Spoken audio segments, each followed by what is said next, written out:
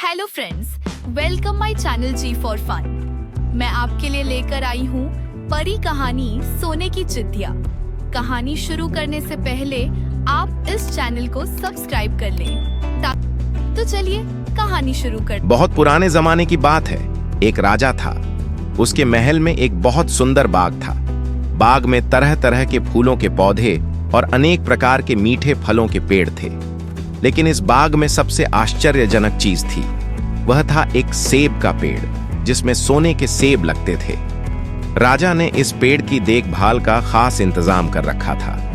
जब फल पकते थे तो चौकीदार रात दिन पेड़ का पहरा दिया करते थे ताकि कोई सोने का सेब चुरा कर ना ले जाए। लेकिन एक दिन की बात है कि बाग के माली ने जब सोने के सेबों को गिना तो उसमें से एक सेब गायब था। उसने दौड़कर राजा को खबर दी। राजा फौरन बाग में पहुंचा। उसे यह देखकर बड़ा आश्चर्य हुआ कि देखभाल का इतना पक्का इंतजाम होने पर भी एक सेब किसी ने चुरा लिया। उसने ऐलान किया कि कोई सोने के सेब को चुराने वाले चोर का पता देगा, उसे इनाम दिया जाएगा। सबसे बड़े राजकुमार ने राजा से कहा कि रात में वह पहरा देगा और चोर को पकड़ने की कोशिश करेगा। राजा ने उसको इसकी इजाजत दे दी। बड़ा राजकुमार रात में पहरा देने लगा, लेकिन 2 घंटे बाद ही उसे नींद आ गई और वह सो गया। सुबह उठकर जब उसने सेबों को गिना तो वह देखकर चकित रह गया कि रात भर में एक और सेब गायब हो गया था।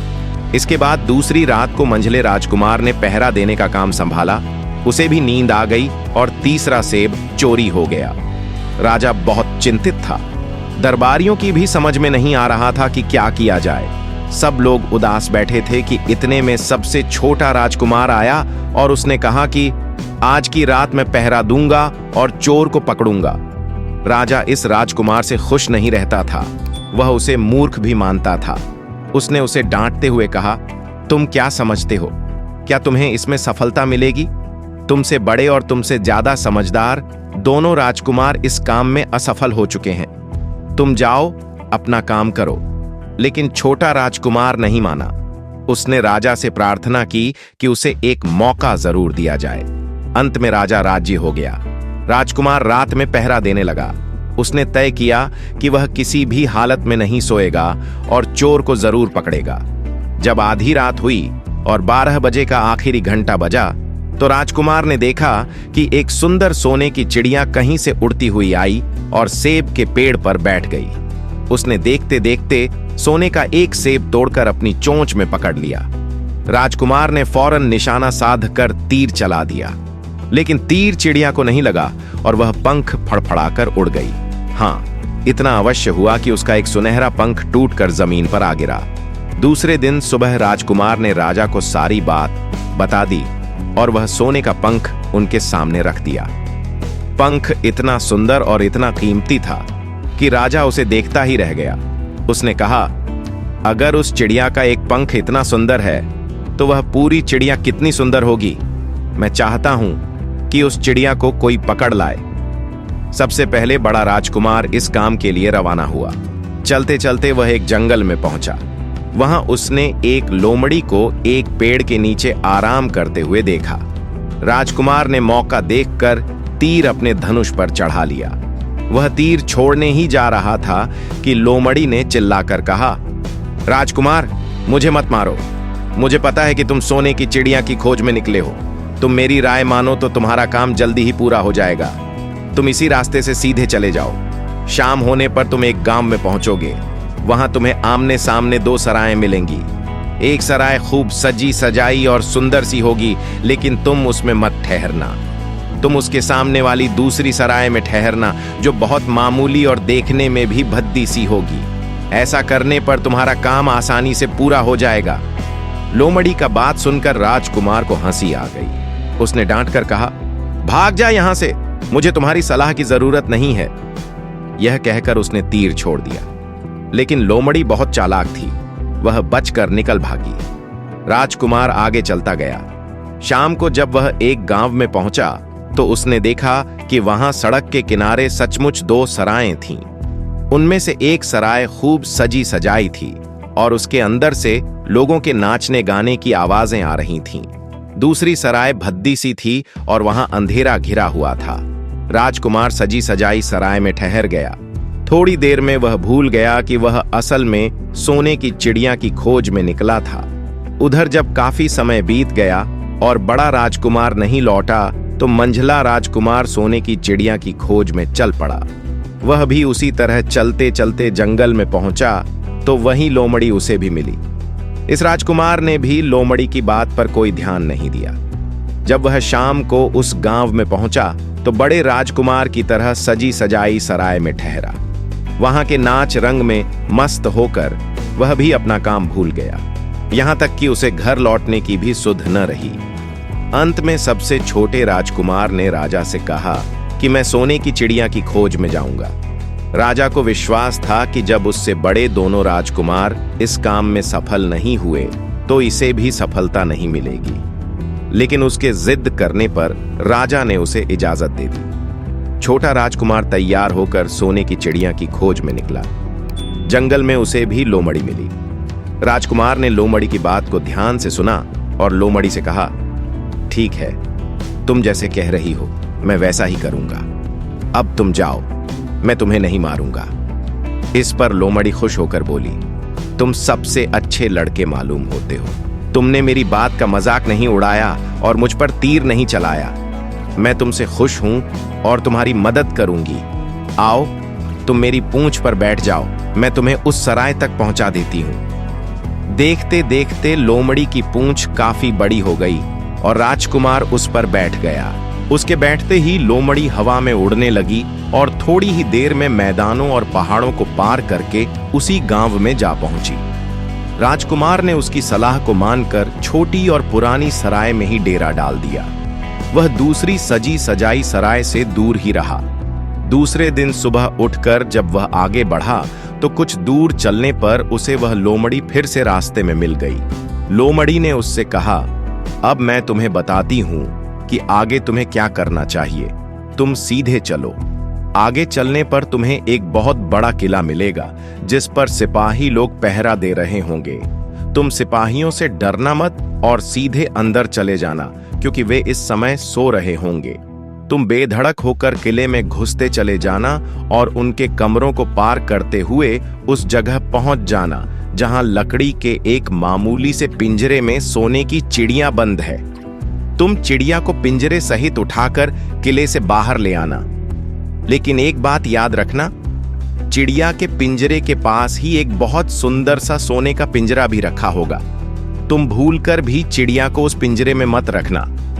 अगर तुम उसे लकड़ी के पिंजरे में से निकालकर सोने के पिंजरे में रखने की कोशिश करोगे तो बाद में पछताओगे।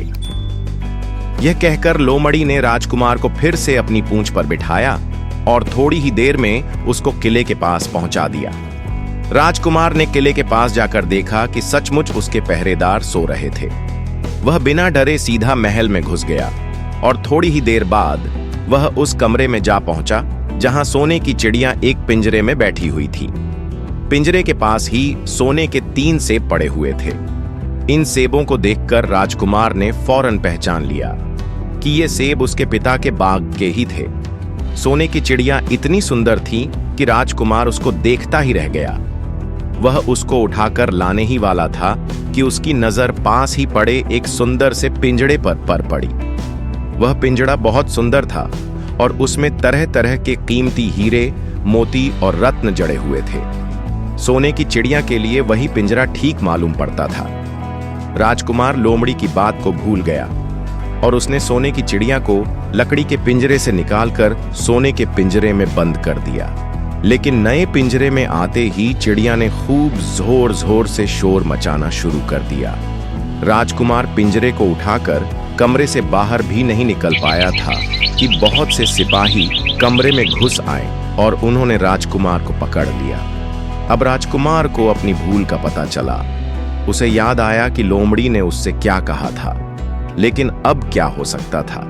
सिपाही उसे खींचते हुए राजा के दरबार में ले गए। राजा के पूछने पर राजकुमार ने सारी बात कह सुनाई। राजा बोला, तुम मेरे महल में चोरी करने के लिए घुसे थे। मैं तुमको माफ नहीं कर सकता। तुम्हें फांसी की सजा दी जाएगी, लेकिन मैं तुम्हें एक मौका देता हूं। अगर तुम मेरे लिए सोने का घोड़ा ला दो तो मैं न सिर्फ तुम्हें छोड़ दूंगा बल्कि सोने की चिड़िया भी तुमको दे दूंगा। राजकुमार को अपनी जान बचाने के लिए राजा की शर्त माननी पड़ी। अब वह सोने के घोड़े की तलाश में निकला। किले के बाहर जाने पर उसने देखा कि लोमड़ी उसका इंतजार कर रही है। उसने लोमड़ी को सारी बातें बताईं। लोमड़ी ने निराश होते हुए कहा, मैं अब तुम्हारी कोई मदद नहीं करूंगी। तुमने मेरे कहने के अनुसार काम नहीं किया। मैंने जिस तरह से कहा था, अगर तुम उस तरह से काम करते तो इस मुसीबत में नहीं फंसते और सोने की चिड़िया तुम्हें मिल जाती। राजकुमार बोला, इस बार मुझे माफ कर दो, मुझसे गलती हो गई। मेरा काम तुम्हारी सहायता के बिना नहीं चलेगा। मुझे राजा ने सोने का घोड़ा लाने के लिए कहा है, वरना वह मुझे फांसी पर चढ़ा देगा। लोमड़ी ने कहा, खैर, मैं तुम्हें माफ करती हूं। अब तुम ऐसा करो कि मेरी पूंछ पर बैठकर सीधे चले चलो। कुछ दूर जाने पर तुम्हें एक दूसरा किला मिलेगा। उसी किले की घुड़साल में तुम्हें सोने का घोड़ा बंधा हुआ मिलेगा। महल के नौकर चाकर सब सो रहे होंगे।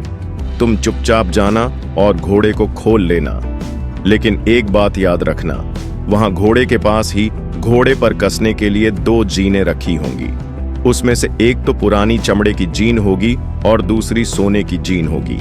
तुम सोने की जीन को छूना भी मत और उस घोड़े पर पुरानी चमड़े की जीन को कसकर सवार हो जाना और उसे दौड़ाते हुए किले से बाहर चले आना। राजकुमार ने वादा किया कि वह ठीक ठीक वैसा ही करेगा। लोमड़ी ने उसको अपनी पूंछ पर बैठाया और कुछ ही देर में वह उसे लेकर किले के पास जा पहुंची। किले के पास पहुंचते ही लोमड़ी ने उसे नीचे उतारा और फिर वहां से चली गई। राजकुमार सीधा फाटक से किले में घुस गया। अंदर जाकर उसने देखा कि वहां के सभी नौकर चाकर सोए हुए थे। थोड़ी ही देर में वह किले की घुड़साल में जा पहुंचा। वहां एक बहुत सुंदर सुनहरा घोड़ा बंधा हुआ था। राजकुमार ने पास जाकर देखा कि वह घोड़ा सचमुच सोने का था। ऐसा सुंदर घोड़ा उसने सपने में भी नहीं देखा था। उसने आगे बढ़कर घोड़े को खोल लिया। जब वह बाहर निकलने लगा तो उसकी नजर एक कोने में पड़ी हुई सोने की जीन पर गई। यह जीन बहुत सुंदर थी और इसमें हीरे मोती जड़े हुए थे। उसके पास ही एक फटी पुरानी चमड़े की जीन पड़ी हुई थी। इतने सुंदर घोड़े पर पुराने चमड़े की जीन कसना राजकुमार को अच्छा नहीं लगा। उसने सोने की जीन उठा ली और घोड़े पर कसना शुरू किया। इतने में घोड़ा जोर से हिलहिला उठा। किले के नौकर चाकर जाग गए। थोड़ी ही देर में राजकुमार पकड़ लिया गया। राजकुमार के हाथ बांधकर सिपाहियों ने अपने राजा के सामने पेश किया। राजा ने सिपाहियों की सारी बातें सुनकर राजकुमार से कहा, तुमने मेरे घोड़े को चुराने की कोशिश की है, इसलिए तुम्हें फांसी की सजा दी जाएगी। लेकिन अगर तुम मेरा एक काम कर दो तो मैं तुम्हें छोड़ सकता हूं। राजा बोला, यहां से कुछ ही दूर एक सोने का महल है और उसमें बहुत सुंदर राजकुमारी रहती है। अगर तुम अपनी जान बचाना चाहते हो तो उस राजकुमारी को मेरे पास ले आओ। तुम्हें इनाम में यह सोने का घोड़ा दे दूंगा।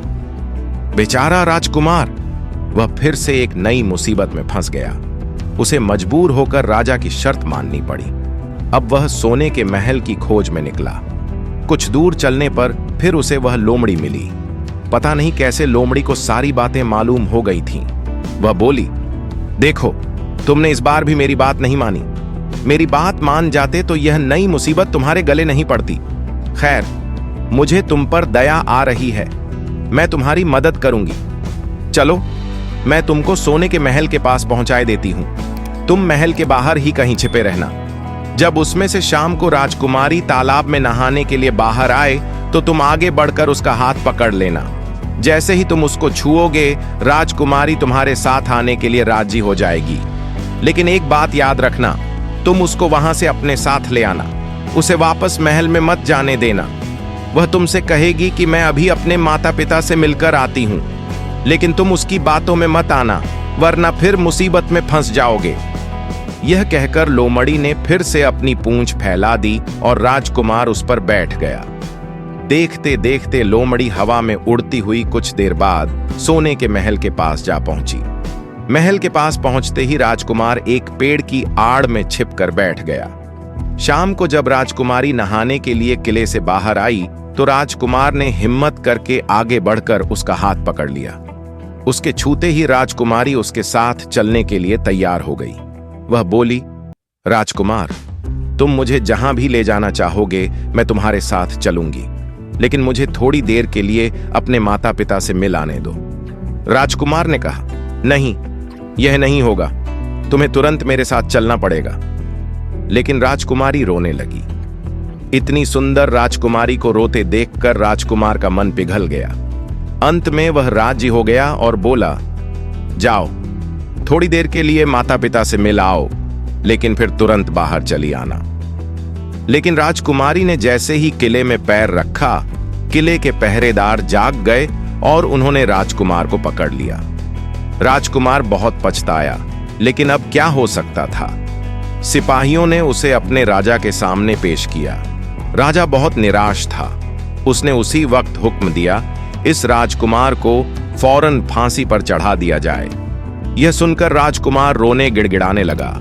इस पर राजा ने थोड़ी देर विचार करने के बाद कहा, मैं अपनी आज्ञा वापस नहीं ले सकता, लेकिन अगर तुम मेरा एक काम कर दो तो तुम्हारी जान बच सकती है। हमारे किले के ठीक सामने यह जो बड़ा पहाड़ है, इसके कारण हमारे किले की सुंदरता नष्ट हो रही है। अगर तुम 8 दिन में इस पहाड़ को खोदकर साफ कर दो तो हम तुम्हें क्षमा कर देंगे और राजकुमारी का विवाह तुम्हारे साथ कर देंगे। राजकुमार किले के बाहर आकर पहाड़ को देखने लगा। उसके हाथ में एक छोटी सी कुदाली थी। उसकी समझ में नहीं आ रहा था कि इतना बड़ा पहाड़ 8 दिन में वह कैसे खोद सकेगा। फिर भी उसे अपनी जान तो बचानी ही थी, इसलिए वह पहाड़ खोदने लगा। धीरे धीरे 7 दिन बीत गए। इतने दिन तक लगातार खोदने पर भी पहाड़ का सिर्फ एक कोना ही खोद सका। वह दुखी होकर बैठ गया। उसे अब अपने पर बहुत अधिक क्रोध आ रहा था। वह मन में कहने लगा कि अगर मैंने लोमड़ी की बात मान ली होती तो कितना अच्छा होता। लोमड़ी मुझको हर बार ठीक सलाह देती है और मैं हर बार उसका कहना न मानकर नई से नई मुसीबत में फंस जाता हूं। राजकुमार इस तरह सिर झुकाए बैठा था कि अचानक उसे अपने पैरों के पास लोमड़ी की पूंछ हिलती दिखाई दी। उसने नजर उठाकर देखा, सचमुच वही लोमड़ी खड़ी थी। लोमड़ी ने मुस्कुराते हुए कहा, क्यों, क्या हाल है?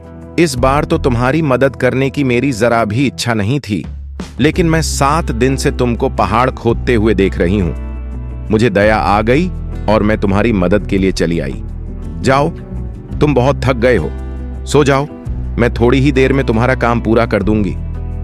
इस बार राजकुमार ने तय कर लिया था कि अब वह लोमड़ी जिस तरह कहेगी वह उसी तरह करेगा।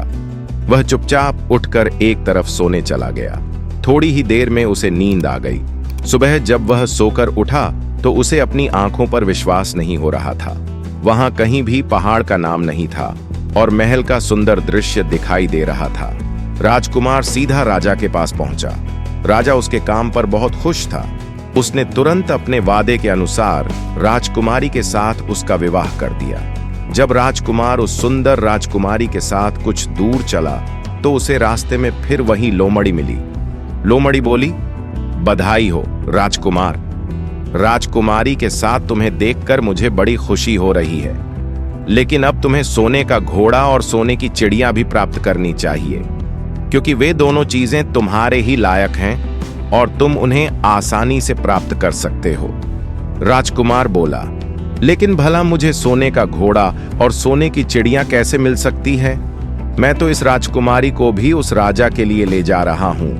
लोमड़ी ने कहा, नहीं, तुम ऐसा काम कभी मत करना।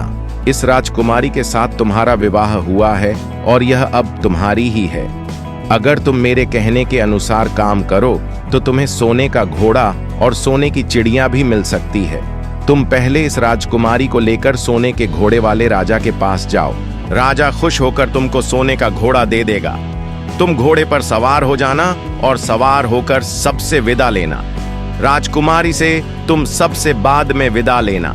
जैसे ही तुम राजकुमारी के पास पहुंचो, तुम उसे हाथ से पकड़कर घोड़े के ऊपर खींच लेना और घोड़े को दौड़ा देना। सोने का घोड़ा इतना तेज दौड़ता है कि दुनिया का तेज से तेज घोड़ा भी उसकी बराबरी नहीं कर सकता। जाओ, तुम पहले इतना काम पूरा करो। इसके बाद आगे का काम मैं तुम्हें बाद में बताऊंगी। मैं तुम्हें वहां रास्ते में मिलूंगी। राजकुमार ने ठीक वैसा ही किया जैसा लोमड़ी ने उससे कहा था। जब सोने के घोड़े वाले राजा ने खुश होकर उसे इनाम में सोने का घोड़ा दिया तो राजकुमार उस पर सवार हो गया और उससे विदा लेने लगा। अंत में वह राजकुमारी को उठाकर घोड़े को तेजी से दौड़ाता हुआ किले से बहुत दूर निकल आया। रास्ते में एक पेड़ के नीचे लोमड़ी उसका इंतजार कर रही थी। उसे देखकर लोमड़ी बोली, शाबाश, अब तुम सोने की चिड़िया भी प्राप्त कर लो। जब तुम सोने की चिड़िया वाले राजा के पास पहुंचोगे तो वह इस घोड़े को देखकर बहुत खुश होगा। तुम उससे कहना कि पहले सोने की चिड़िया का पिंजरा मेरे हाथ में दे दो, तब मैं ये घोड़ा तुमको दूंगा। जब वह पिंजरा तुम्हारे पास लाए तो तुम पिंजरा उसके हाथ से छीन लेना और घोड़े को दौड़ा देना। बस ऐसे चिड़िया तुमको मिल जाएगी और कोई तुम्हें पकड़ भी नहीं सकेगा।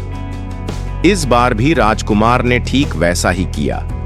वह राजकुमारी के साथ ही घोड़े पर बैठा रहा और जब राजा ने उसके हाथ में सोने की चिद्दिया का पिंजरा दिया तो उसने देखते देखते ऐड मार दी और सोने का घोड़ा हवा से बातें करने लगा। कुछ दूर चलने पर लोमड़ी उसे मिली। राजकुमार ने उससे कहा, तुमने मेरी बड़ी मदद की है। तुम्हारी वजह से मुझे न सिर्फ सोने की चिद्दियां मिली बल्कि सोने का घोड़ा और इतनी सुंदर राजकुमारी भी मिल गई। बताओ मैं तुमको क्या इनाम दूं? मैं तुमको कुछ न कुछ जरूर देना चाहता हूं। लोमड़ी ने कहा, अगर तुम खुश हो तो मेरा एक काम कर दो, तुम एक तीर चलाकर मुझे मार दो। इस समय तुम यही सबसे बड़ा काम मेरे लिए कर सकते हो। राजकुमार ने कहा, भला यह कैसे हो सकता है? तुमने मेरी इतनी मदद की और मैं बदले में तुम्हें मार दूं? मुझसे यह नहीं होगा। यह सुनकर लोमड़ी बड़ी दुखी हुई और बोली, अगर तुम मेरा यह काम नहीं कर सकते तो फिर ठीक है, जाओ। लेकिन तुम मेरी दो बातें जरूर याद रखना। एक तो तुम किसी कुएं की दीवार पर मत बैठना और दूसरी, तुम ऐसे लोगों के लिए धन मत खर्च करना जिन्हें फांसी मिलने वाली हो। राजकुमार बोला, भाई तुम भी अजीब हो, तुम्हारी बातें मेरी समझ में ही नहीं आती। भला मैं कभी कुएं की दीवार पर क्यों बैठूंगा और ऐसे आदमियों पर धन क्यों खर्च करूंगा जिनको फांसी दी जाने वाली हो। लेकिन लोमड़ी ने उसकी बात का कोई जवाब नहीं दिया और अलविदा कहकर वहां से चली गई। राजकुमार सोने का घोड़ा दौड़ाता हुआ आगे बढ़ा।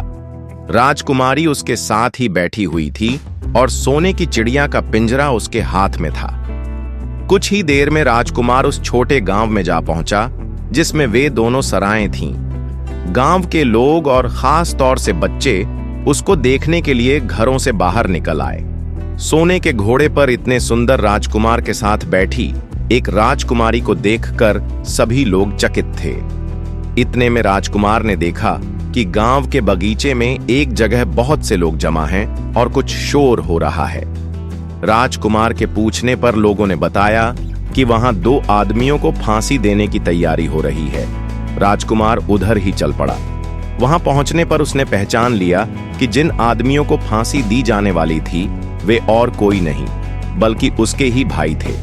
वे लोग तब से उसी सजी सजाई सराय में रह रहे थे और तरह तरह के बुरे काम करते थे। वे जुआ भी खेलते थे और जुए में बहुत सा धन हार चुके थे। उन्होंने लोगों से बहुत सा रुपया भी उधार लिया था। इन्हीं सब बातों से चिढ़कर अब गांव वाले उन्हें फांसी पर चढ़ाने जा रहे थे। राजकुमार भला यह कैसे होने देता? उसने लोगों से कहा कि मुझसे रुपया ले लो और इन लोगों को छोड़ दो। उसके बहुत कहने सुनने पर लोग राजी हो गए और उन्होंने उन दोनों आदमियों को रिहा कर दिया। राजकुमार अपने भाइयों को छुड़ाकर आगे चला। कुछ दूर चलने पर जंगल में उन्हें एक कुआं दिखाई दिया। इस पर बड्ढे राजकुमार ने कहा कि कुछ देर कुएं के पास आराम करते हैं, वहां ठंडा पानी पीने के बाद हम लोग आगे चलेंगे। सबसे छोटा राजकुमार राजी हो गया। अब तक वह यह भी भूल चुका था कि विदा होते समय लोमद्दी ने उससे क्या कहा था। वह घोड़े से उतरकर कुएं की दीवार पर बैठ गया और आराम करने लगा। उसके दोनों बड्ढे भाइयों ने मौका देखकर उसे कुएं में धकेल दिया। इसके बाद उन्होंने घोड़े पर राजकुमारी को डाला और सोने की चिद्दियां का पिंजरा उठाया और वहां से चलते बने। कुछ ही देर में वे लोग अपने राज्य में लौट आए।